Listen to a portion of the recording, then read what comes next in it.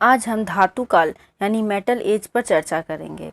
मानव सभ्यता ने पाषाण काल से निकलकर धातु काल में प्रवेश किया धीरे धीरे। कुछ विद्वानों का ऐसा मानना था कि धातु काल के लोग जो थे वो पाषाण काल से भिन्न थे। वे उत्तर पश्चिम मार्गों से भारत आए। विद्वानों का ऐसा भी मानना है कि वे नवपाषाण काल के लोगों की ही संतानें थे। नवपाषाण काल जो है उसकी सभ्यता जो है धीरे धीरे करके धातु काल की सभ्यता में बदल गई। तो इस तरह से जो है धातु काल की शुरुआत हुई। यहाँ पे हम लोग धातु काल की खोज किस तरह से हुई, उसके धातु काल का अर्थ क्या है, फिर उसके कितने भाग हुए, इन सब के बारे में आज हम इस वीडियो में चर्चा करेंगे और साथ ही बात करेंगे लौह युग के बारे में। Hello friends, welcome back to my channel Priyanka creation. मैं हूँ प्रियंका। तो चलिए शुरू करते हैं आज का वीडियो।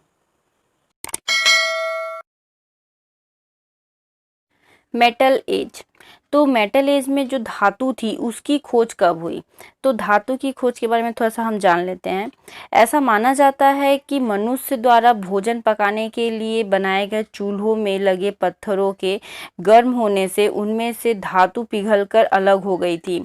जब यह घटना बार बार घटनी शुरू हो गई तब लोगों ने नवपाषाण कालीन मानवों ने धातु की खोज का कार्य संपन्न कर लिया। तथा कुछ विद्वानों का यहाँ मानना भी था कि मानव ने सबसे पहले जो है सोने की खोज की थी यानी गोल्ड, उसके बाद तांबे की खोज की थी, उसी के साथ जो है तांबा पाया गया था सोने के साथ। चूंकि सोना अल्प मात्रा में था और बहुत ही नरम था, इसीलिए औजार एवं हथियार बनाने के लिए तांबे का प्रयोग किया गया था। अब आते हैं धातु काल का अर्थ। धातु काल का क्या अर्थ है? धातु काल से तात्पर्य है उस कला विधि से जब मनुष्य ने पत्थर के स्थान पर धातु का उपयोग करना शुरू कर दिया था। सबसे पहले तांबे का प्रयोग, फिर कांसे का और अंत में लोहे का प्रयोग किया मनुष्य ने। इन धातुओं का प्रयोग निरंतर आधुनिक काल तक होता चला आ रहा है। इसलिए नवपाषाण काल के पश्चात से लेकर आज तक के काल को धातु काल कहा जाता है। इस लंबे काल में मानव सभ्यता का विकास जो है बड़ी ही तेज गति से होने लग गया।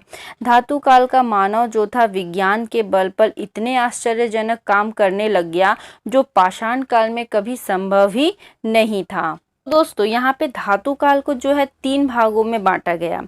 हाँ, पहला था ताम्र काल, दूसरा था कांस्य काल और तीसरा था लौह काल। मैंने अपनी पिछली वीडियो में ताम्रकाल और कांस्य काल के बारे में चर्चा की है। आप मेरे डिस्क्रिप्शन बॉक्स में जाकर उन्हें देख सकते हैं और आई बटन पे भी क्लिक करके आप यहां पर देख सकते हैं। तो आज मैं आपको लौह काल यानी आयरन एज के बारे में बताऊंगी। आयरन एज जो है उस काल को कहते हैं जब मनुष्य ने लोहे का इस्तेमाल यानी आयरन का इस्तेमाल करना शुरू कर दिया था। यह युग जो है पाषाण युग और कांस्य युग के बाद आता है। इस काल में मानव ने कांसे, तांबे और लोहे के अलावा कुछ और अन्य धातुओं को भी खोज निकाला और उनका प्रयोग करना भी शुरू कर दिया था।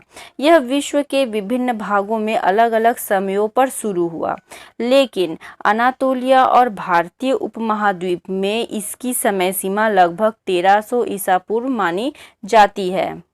पर कुछ स्रोतों के अनुसार इससे पहले भी कहा जा सकता है कि इससे पहले भी इस युग की शुरुआत हुई। इसके चिन्ह जो हैं कुछ मिलते हैं।